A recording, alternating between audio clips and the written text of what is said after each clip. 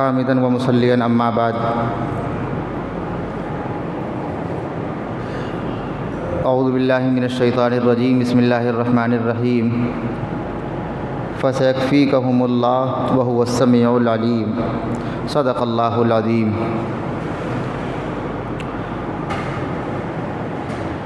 قال النبي صلى الله عليه وسلم زوجوا لعثمان لو كان لي ثالثة لزوجته وما زوجته إلا بالوحي او كما قال صلی اللہ علیہ وسلم. کچھ ضروری تو نہیں جان بچائے رکھنا، کچھ ضروری تو نہیں جان بچائے رکھنا، جان سے بڑھ کر ہے ایمان بچائے رکھنا. یاد رکھنی ہے یہ اسلاف کی تاکید ہمیں، یاد رکھنی ہے یہ اسلاف کی تاکید ہمیں. عافیت چاہو تو قرآن بچائے رکھنا. محترم سامعین کرام، اللہ تبارک و تعالی کا کرم اور اس کا فضل ہے کہ خالق کائنات نے ہم سب کو ایمان والا بنایا. اللہ تبارک و تعالی سے دعا ہے اسی ایمان کی حالت میں دنیا میں رکھے اور اسی ایمان کی حالت میں دنیا سے رخصت کرے. بہت بڑی دعا ہے یہ. امام الاولین والآخرین جناب محمد الرسول اللہ صلی اللہ علیہ وسلم کے تربیت یافتہ صحابی 1,24,000 صحابہ کرام کی تعداد علماء کرام نے نقل کی ہے، اور ان تمام کے تمام صحابہ کرام کا ایک ایک نام، ان کے والد کا نام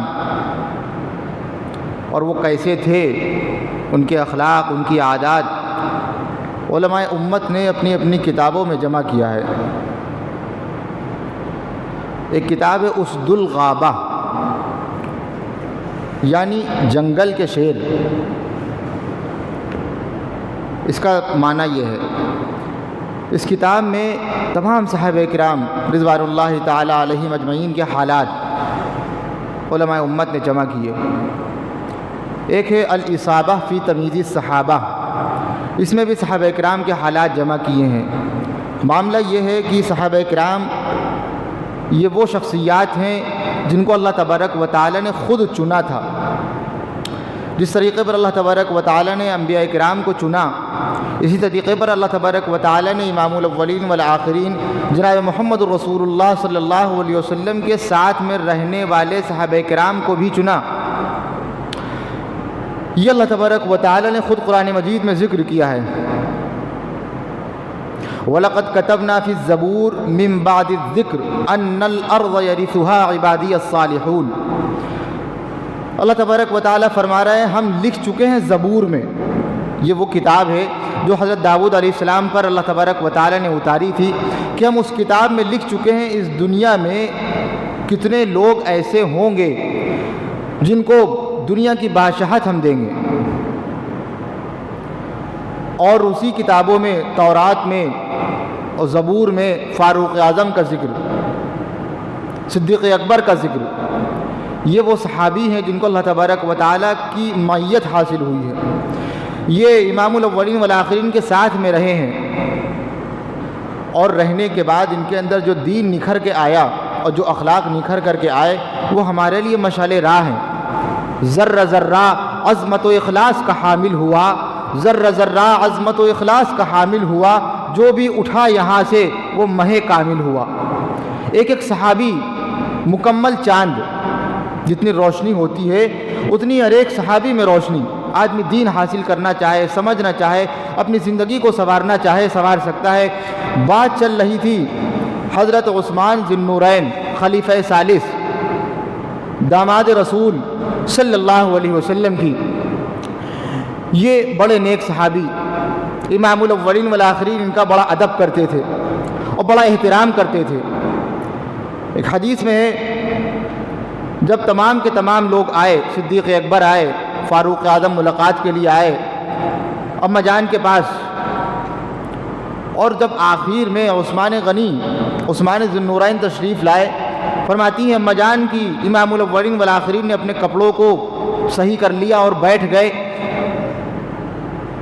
تو تو اس سے پہلے ایک بات جو ذکر کی گئی تھی، امام الاولین والآخرین نے یہ کہا تھا الا استحیی من رجل تستحیی منہ الملائکہ، کیا میں ایسے شخص سے شرم نہ کروں جس سے فرشتے بھی شرماتے ہیں۔ اسی روایت میں ایک جملہ اور بھی ہے، آپ نے ایک جملہ ارشاد فرمایا ان عثمان رجل حی، عثمان بڑے باحیا انسان ہیں،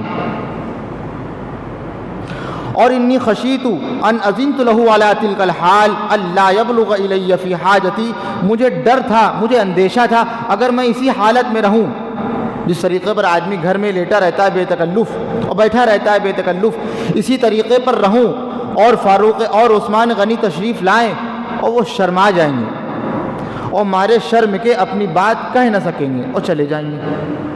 اس وجہ سے ہم نے اپنے کپڑوں کو درست کر لیا۔ یہ امام الاولین والآخرین کا صرف ایک چھوٹا سا جملہ نہیں ہے، بلکہ یہ تصدیق کر رہا ہے کہ عثمان غنی ایک عام انسان نہیں ہے۔ اچھا، ہماری زبان بڑی لمبی ہو گئی ہے، ہمارا مقصد یہ ہوتا ہے کہ ہم بس اپنے آپ کو اونچا کر لیں، بھائی میرے علم کی دھاگ بیٹھ جائے، لوگ یہ کہنے لگے کہ ہاں بھائی ان کے پاس بہت زیادہ علم ہے، بڑی کتابیں پڑھی ہیں، اور صحابہ کرام کی ایسی کی تیسی ہو جائے۔ ایسے لوگ ہیں، ایمان والوں میں پائے جاتے ہیں۔ اچھا، ڈر نہیں لگتا۔ یہ وہی عثمان غنی رضی اللہ تعالیٰ عنہ ہے جن کے بارے میں حضرت موسیٰ اشعری سے پوچھئے۔ امام بخاری رحمۃ اللہ علیہ نے یہ الفاظ اپنی کتاب میں نقل کیے ہیں، فرمانے لگے حضرت موسیٰ اشعری رضی اللہ تعالیٰ عنہ کہ میں مدینے کے ایک باغ میں تھا اور امام الاولین والآخرین بھی وہاں پر موجود تھے۔ اتنے میں دروازے پر کسی نے دستک دی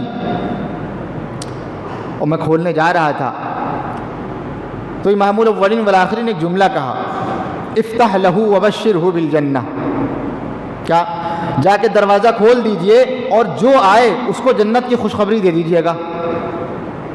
اب مدنی آقا جس کے بارے میں جنت کی خوشخبری دیں تو اس کے تیور نہیں بڑھیں گے، وہ کتنا خوش ہوگا۔ کہنے لگے میں گیا اور جب میں نے دروازہ کھولا فَإِذَا هُوَ ابو بکر، میں نے دیکھا وہ ابو بکر ہیں، فَبَشَّرْتُهُ بالجنہ، میں نے جنت کی خوشخبری دے دی۔ اب سنیے طریقہ اہل علم کا، صحابہ کرام کا، ایمان والوں کا، جب کسی کو خوشخبری دی جاتی ہے تو تیور ہی صرف نہیں بدلتے ہیں بلکہ جواب دیا جاتا ہے۔ اچھا، ہم لوگ جواب نہیں دیتے۔ ہمارے سامنے اگر کوئی اچھا کام کرے یا پھر ہمارے لیے کوئی بھلائی کا کام کرے، جیتے رہو جیتے رہو، جوئندہ رہے جوئندہ رہے، اس طرح کے جملے، اللہ اکبر۔ صحابہ کرام ہمیں دین سکھلا کے گئے ہیں اور یہ تربیت تھی، کس نے کی تھی؟ امام الاولین والآخرین۔ جیسے یہ جملے کہے فبشرتہ بالجنہ، میں نے جنت کی خوشخبری ان کو دی، کہنے لگے الحمدللہ الحمدللہ، تمام تعریف اللہ تبارک و تعالیٰ کے لیے۔ فحمد اللہ، انہوں نے اللہ تبارک و تعالیٰ کی حمد و ثنا بیان کی، آ کے بیٹھ گئے۔ پھر تھوڑی دیر میں دستک ہوئی، پھر مدنی آقا فرمانے لگے جائیے دروازہ کھول دیجئے، افتح لہ وبشرہ بالجنہ، جائیے دروازہ کھولیے اور جو آئے گا اس کو جنت کی خوشخبری دے دیجئے گا۔ میں پھر آیا، دروازہ کھولا تو دیکھا فاروق اعظم، فاخبرتہ بالجنہ، میں نے جنت کی خوشخبری ان کو بھی دے دی، انہوں نے بھی وہی کہا۔ فحمد اللہ، اللہ تبارک و تعالیٰ کی تعریف بیان کی، چلے آئے۔ پھر تھوڑی دیر کے بعد دستک ہوئی۔ امام بخاری رحمۃ اللہ نے الفاظ کو اپنی کتاب میں نقل کیا ہے۔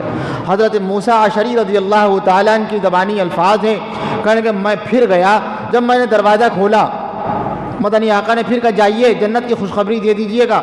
میں نے دروازہ کھولا تو کون تھے؟ حضرت عثمان ذی النورین رضی اللہ تعالیٰ عنہ۔ ایک جملہ مدنی آقا نے اور بڑھا دیا تھا، کیا کہا تھا؟ افتح لہ وبشرہ بالجنہ الا تصیبہ بلوا، الا تصیبہ بلوا، جائیے جو نکل کر کے آئے گا اس کو جنت کی خوشخبری دے دیجئے گا اور یہ کہیے گا ایک مصیبت کے بعد تمہیں جنت نصیب ہوگی۔ اللہ اکبر۔ اور حضرت عثمان رضی اللہ تعالیٰ عنہ، سارے لوگ یہی کہتے ہیں، تقریریں بھی یہی ہو رہی ہیں، بتایا بھی یہی جا رہا ہے کہ حضرت عثمان ذو النورین خلیفہ ثالث رضی اللہ تعالیٰ عنہ کی مظلومانہ شہادت ہوئی۔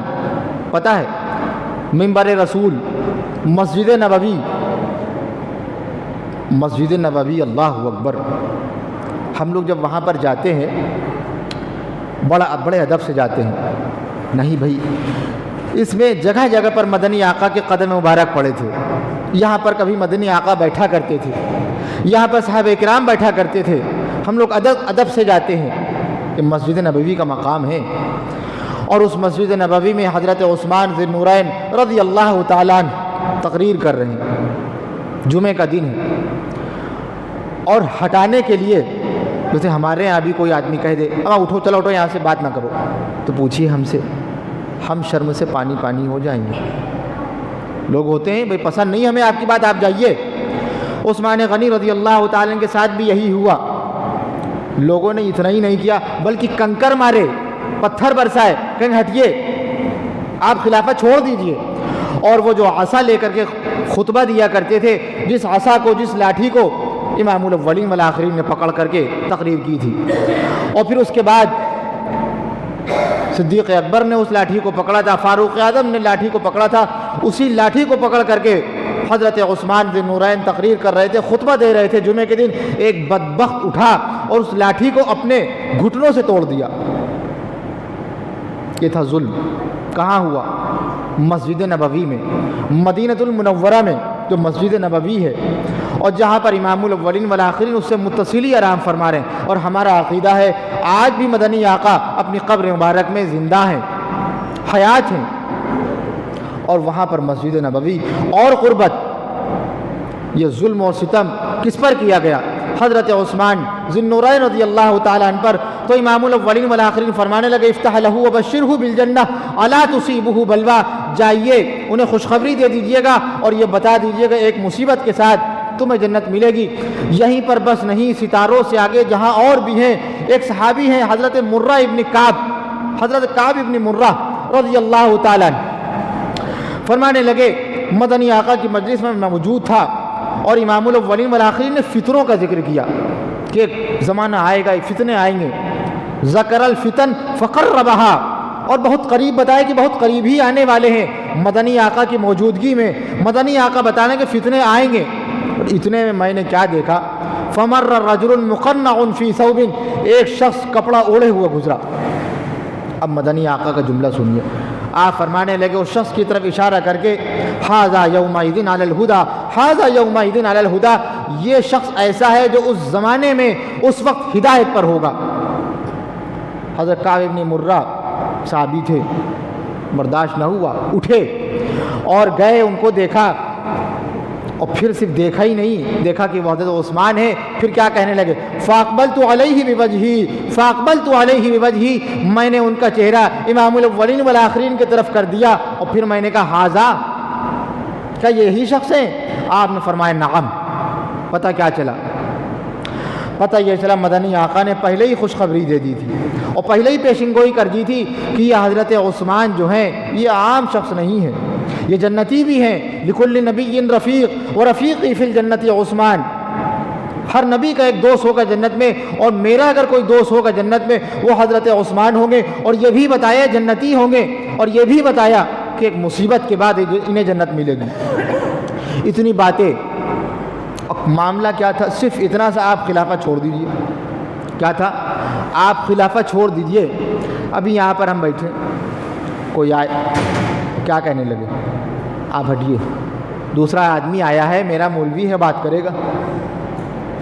اب میری اتنی اوقات تو ہے نہیں، بھائی ٹھیک ہے آپ بات کیجئے، ہم جا رہے ہیں۔ بس یہ الگ بات ہے، آدمی شرم سے پانی پانی ہو جائے گا۔ کسی کو بھلی مجلس میں جو بیچ میں بیٹھا ہو اسے اٹھا دیجئے، کیا ہوگا؟ اماں جان سے پوچھئے، خلافت نہیں چھوڑی، ایک الزام، بھائی خلافت کیوں نہیں چھوڑی، آپ چھوڑ دیتے۔ اماں جان نے فرمایا، امام الاولین والآخرین نے ایک جملہ کہا تھا حضرت عثمان سے، انہو لعل اللہ یقمسک قمیصا فإن رادوک علی خلعہ فلا تخلعہ لہم۔ اے عثمان، ایک زمانہ ایسا آئے گا اللہ تبارک و تعالیٰ تمہیں خلعت، ایک پوشاک نوازیں گے، یعنی خلافت کی پوشاک نوازیں گے، اور لوگ اسے اتروانے کی کوشش کریں گے اور یہ کہیں گے آپ خلافت چھوڑ دیجئے۔ فلا تخلعہ لہم، فلا تخلعہ لہم، خلافت مت چھوڑنا، شہید ہو جانا، دنیا سے رخصت ہو جانا، خلافت نہ چھوڑنا۔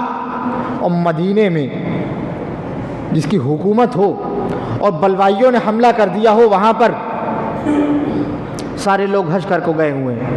کب؟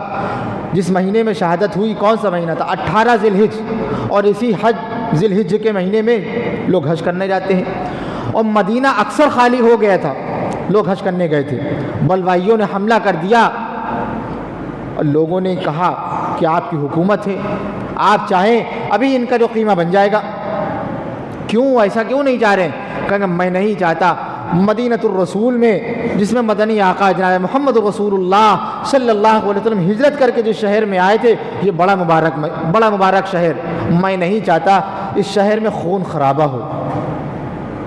یہ تھا حضرت عثمان ذی النورین رضی اللہ تعالیٰ کا تقویٰ۔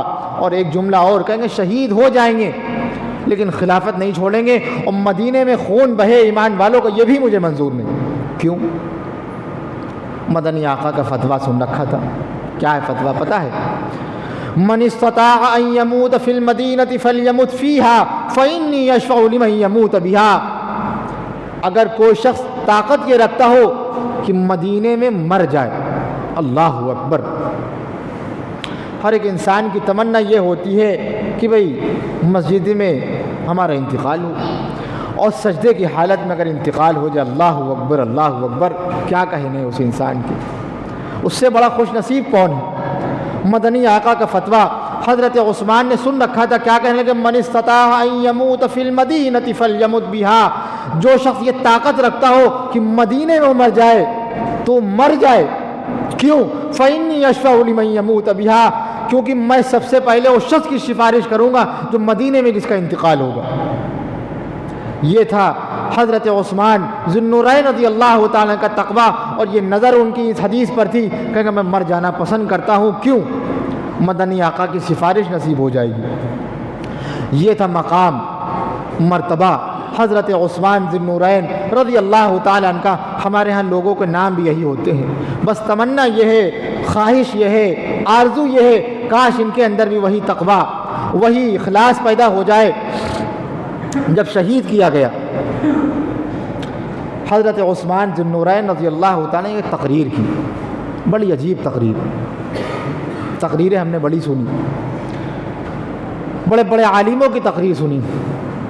آج دل یہ چاہتا ہے کہ حضرت عثمان ذی النورین رضی اللہ تعالیٰ کی تقریر سنائی جائے۔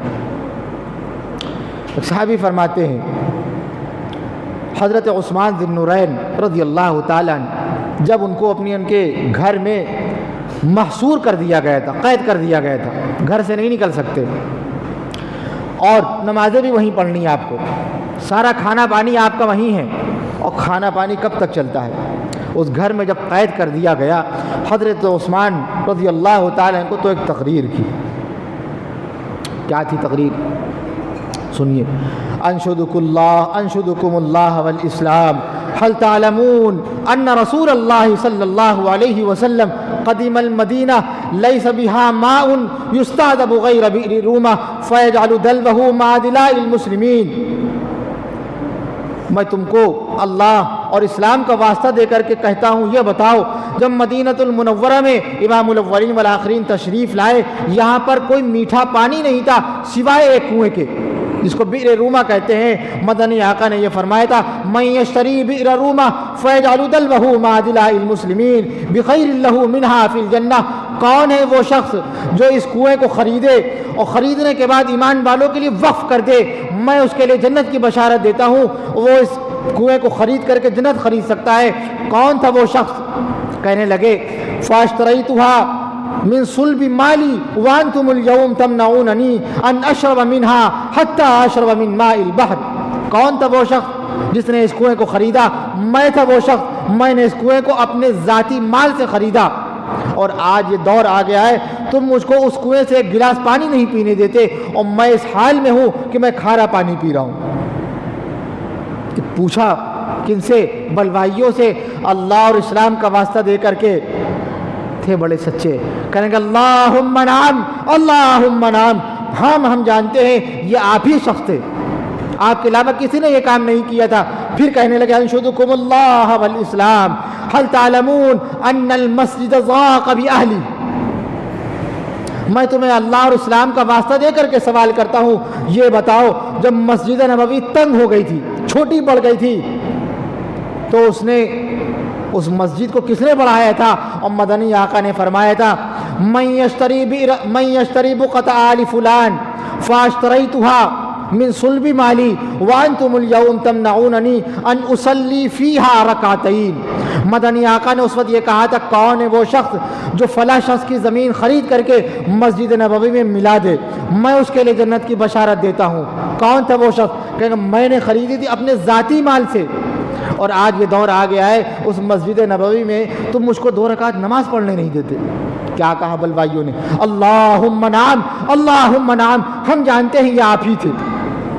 پھر اور کہا انشدکم اللہ والاسلام انی جہزت جیش العسرہ، میں تمہیں اللہ اور اسلام کا واسطہ دے کر کے سوال کرتا ہوں، یہ بتاؤ غزوہ تبوک میں کس نے امداد کی تھی؟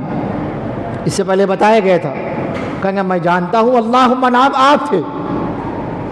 اتنی ساری باتیں حضرت عثمان نے کی، آخر میں ایک بات اور کہی، کیا کہنے لگے؟ انشدکم اللہ والاسلام حل تعلمون۔ عجیب جملہ، اللہ اکبر۔ اللہ، یہ خوش بختی جس کو نصیب ہو جائے، یہ تو اور لوگوں کی بات ہوتی ہے، ہماری کیا اوقات اور ہم لوگوں کی کیا بساط۔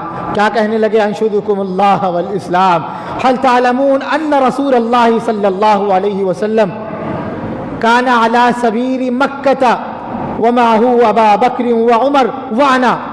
یہ بتاؤ، اللہ اور اسلام کا واسطہ دے کر کے سوال کرتا ہوں، مکے میں جو ایک پہاڑ ہے جس کو سبیر کہتے ہیں، اس پہاڑ پر کون تھا؟ مدنی آقا موجود تھے، صدیق اکبر موجود تھے، اور فاروق اعظم موجود تھے، میں بھی وہاں پر موجود تھا۔ کیا ہوا تھا؟ فتحرک الجبل حتی تساقطت حجارته بالحضیر، پہاڑ ہلنے لگا یہاں تک کہ اس کے اوپر کے جو پتھر تھے زمین پر کے آ کر کے گرنے لگے۔ مدنی آقا نے جملہ کہا تھا، کیا کہا تھا؟ اثبت یا سبیر اسکن سبیر فانما علیک نبی وصدیق وشہیدان۔ اے سبیر، اے پہاڑ رک جا، تیرے اوپر ایک نبی موجود ہے، ایک صدیق موجود ہے، اور 2 شہید موجود ہیں۔ پہاڑ رک گیا تھا۔ کون تھا؟ میں بھی تھا۔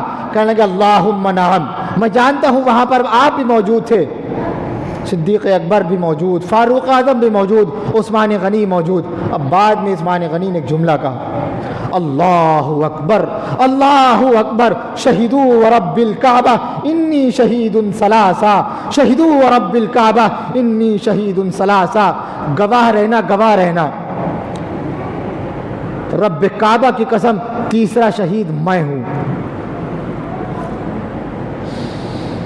ہمارے سامنے ذکر ہوتا ہے عثمان کا رضی اللہ تعالیٰ عنہ کا، ہمارے لیے مقام نہیں پتہ ہے۔ یہ تمام کی تمام باتیں اپنی نہیں ہیں، یہ وہ تمام باتیں ہیں جس کو امام بخاری نے نقل کیا، امام مسلم نے ذکر کیا، امام ترمذی نے ذکر کیا، اور صاحب مشکات نے ذکر کیا، صرف اور صرف احادیث کی بات۔ اب ان کا مقام نہیں بڑھتا۔ کتنے ایسے لوگ ہیں جو ظلم و ستم آج بھی کر رہے ہیں۔ آج جب شہادت ہوئی تو کیا ہوا منظر؟ پوچھئے ان کے غلام سے، ان کے غلام حضرت مسلم غلام تھے، آزاد کر دیا۔ کہنے لگے جب شہادت ہوئی، ایک عمل پتہ چلتا ہے، جب انسان کی موت قریب آتی ہے تو اس کا نیکیوں کی طرف رغبت زیادہ ہو جاتی ہے۔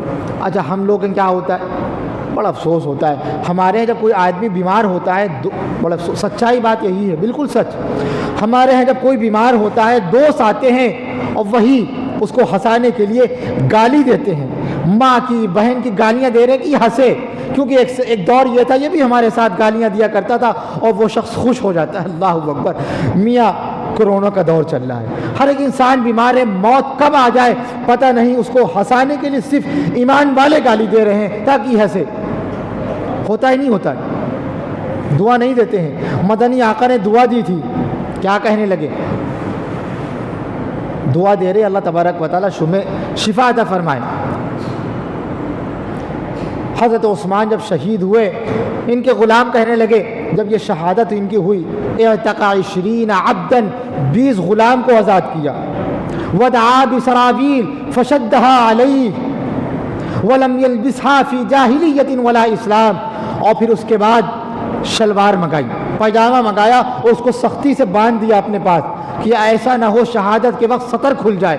اور یہ ایسی شلوار تھی نہ جاہلیت میں یعنی اسلام سے پہلے نہ اس کو پہنا تھا نہ اسلام لانے کے بعد اس کو پہنا تھا, ہمیشہ تہبند پہنی تھی. اور پھر فدعا بمصحف, قرآن منگایا اور تلاوت کرنے لگے. اور اسی تلاوت کی حالت میں بلوائیوں نے حملہ کیا اور خون کے قطرے. علماء کرام کہنے لگے آج بھی وہ قرآن مجید عجائب خانے میں عجائب گھر محفوظ ہے.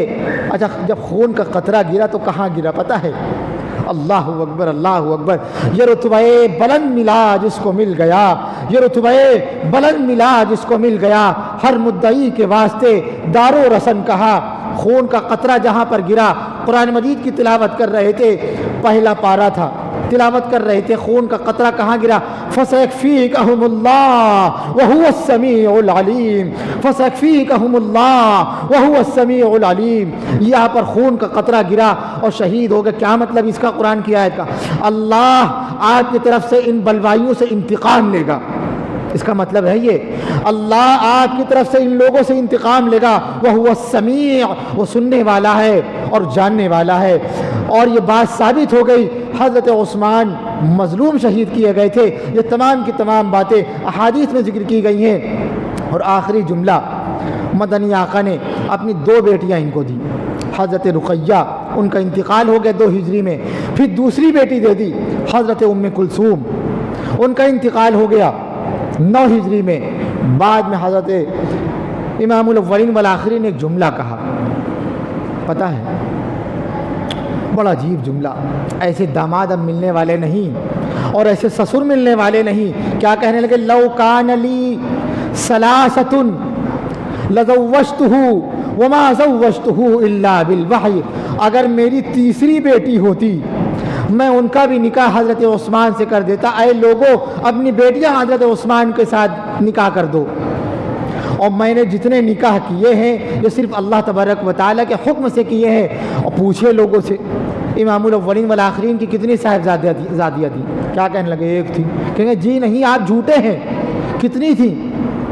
کتنی تھی پتہ ہے؟ 4 تھی. سب سے بڑی حضرت زینب, ان کے شوہر نامدار تھے حضرت ابو العاص رضی اللہ تعالیٰ عنہ. یاد رکھیے گا یہ بات ہمارے ہاں آج بھی مشہور ہے کہ امام الاولین والآخرین کی صرف اور صرف 1 صاحب. جی نہیں, یہ ظلم ہے قرآن مجید پر. 4 صاحبزادیاں. سب سے پہلی صاحبزادی حضرت زینب جن کے شوہر نامدار تھے حضرت ابو العاص رضی اللہ تعالیٰ عنہ. اور دوسری صاحبزادی تھی حضرت رقیہ, اور تیسری صاحبزادی تھی حضرت ام کلثوم. ان دونوں کا نکاح حضرت عثمان سے ہوا تھا. اور تیسری صاحبزادی تھی حضرت فاطمہ رضی اللہ تعالیٰ عنہ, ان کے شوہر نامدار تھے حضرت علی رضی اللہ تعالیٰ عنہ. یہ تھی چند باتیں حضرت عثمان ذی النورین رضی اللہ تعالیٰ کے متعلق. اللہ تبارک و تعالیٰ سمجھ کی توفیق عطا فرمائے. اور دعا ہے اللہ تبارک و تعالیٰ جتنی باتیں کہی گئی ہیں دل میں اور دماغ میں بیٹھا دے اور حضرت عثمان غنی کا مقام بیٹھا دے. وآخر دعوانا ان الحمدللہ رب العالمین. سنت پڑھ لیجیے.